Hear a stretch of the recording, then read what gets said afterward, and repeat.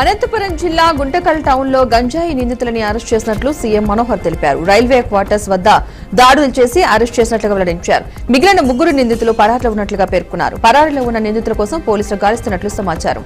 నిందితుల వద్ద నుంచి గంజాయి స్వాధీనం చేసుకుని కేసు నమోదు చేసి రిమాండ్కు తరలించారు. విజయనగరం జిల్లా పార్వతీపురం పట్టణంలో వీధి కుక్కల స్వైర వివాహం చేస్తున్నాయి.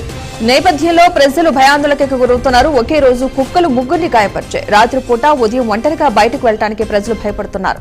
గత నెల రోజుల క్రితం ఇదే వీధి కుక్కల దాడిలో 5 ఏళ్ల చిన్నారి మృతి చెందాడు. మున్సిపల్ అధికారులు వీధి కుక్కల నుండి రక్షించే విధంగా చర్యలు తీసుకోవాలని ప్రజలు కోరుతున్నారు. దమ్మాయిగూడ కీసరగుట్ట గ్రామంలో కోతి బీభత్సం కలకలం రేపింది. కొన్ని రోజులుగా అరుదైన జాతికి చెందిన కోతి గ్రామస్తులపై దాడి చేస్తూ ఇబ్బందులైతే సృష్టిస్తోంది.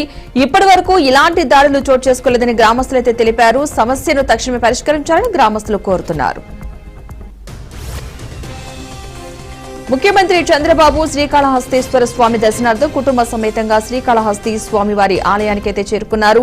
ఆలయ అధికారులు వారిని సాదరంగా ఆహ్వానించారు. వేద పండితుల చేత ఆశీర్వచనం అందించారు. అనంతరం ఆలయ ఈవో చిత్రపటాన్ని అందజేశారు.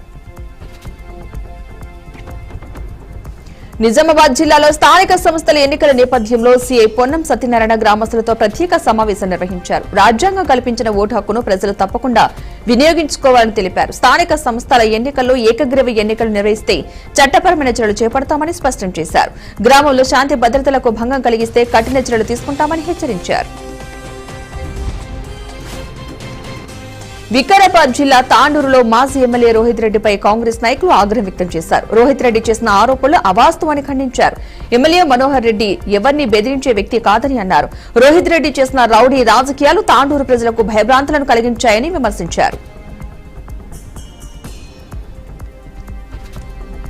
కామారెడ్డి జిల్లా కొట్టాల గ్రామ సమీపంలో చిరుత సంచారం కలకలం రేపుతోంది. ఎల్లారెడ్డి వెళ్లే బస్ ప్రయాణికులకు చిరుత కనిపించిందని తెలిపారు. ఈ విషయం గ్రామస్తులకు తెలియడంతో గ్రామ పరిసర ప్రాంత ప్రజలు భయాందోళనకు గురవుతున్నారు. చిరుతను పట్టుకోవడానికి ఫారెస్ట్ అధికారులు స్థానిక పోలీసులు చర్యలు చేపట్టారు. సత్యసాయి జిల్లా పెనుకొండలోని ప్రముఖ బాబయ్య దర్గా 753వ గంధం మహోత్సవం ఘనంగా అయితే జరిగింది.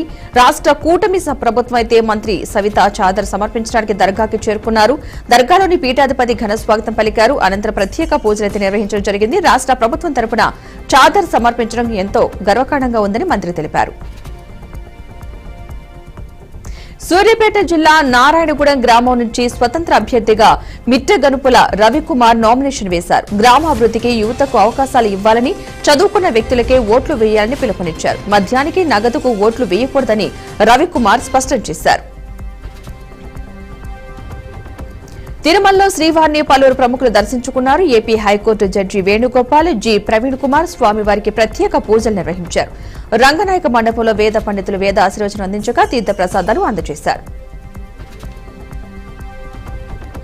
నిర్మల్ జిల్లా పాక్పట్ల గ్రామంలో సర్పంచ్ ఎన్నికల పండుగ వాతావరణం నెలకొంది. గ్రామ సర్పంచ్ అభ్యర్థి లక్ష్మి 5 సంవత్సరాల పాటు బీసీ, ఎస్టీ, ఎస్సీ ప్రజల ఇంటి పనులు తన ఖర్చులో చెల్లిస్తారని హామీ ఇచ్చారు. ప్రాథమిక ప్రభుత్వ పాఠశాలలో వాలంటీర్లను నియమించి విద్యాభివృద్ధికి తోడ్పడతారని ప్రకటించారు. నిరుద్యోగ యువతకు ఉద్యోగ శిక్షణలో సహకారం అందిస్తా అని తెలిపారు.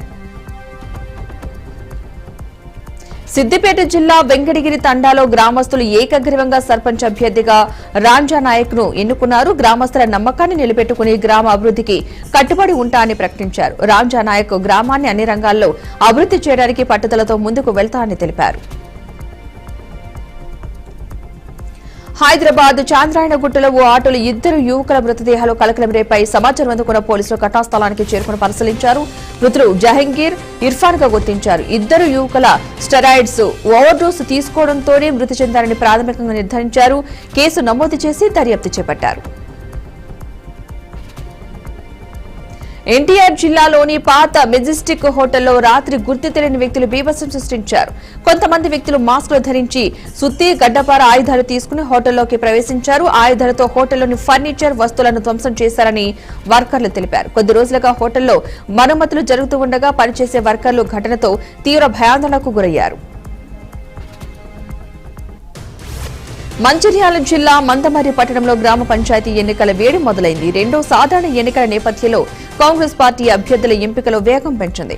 సర్పంచ్ ఎన్నికల్లో కాంగ్రెస్ పార్టీనే గెలుపొందుతుందని మంత్రి గడ్డం వివేక్ ధీమా వ్యక్తం చేశారు. ఈ ఎన్నికలతో బీఆర్ఎస్ పార్టీ పూర్తిగా కనిపించదని వ్యాఖ్యానించారు.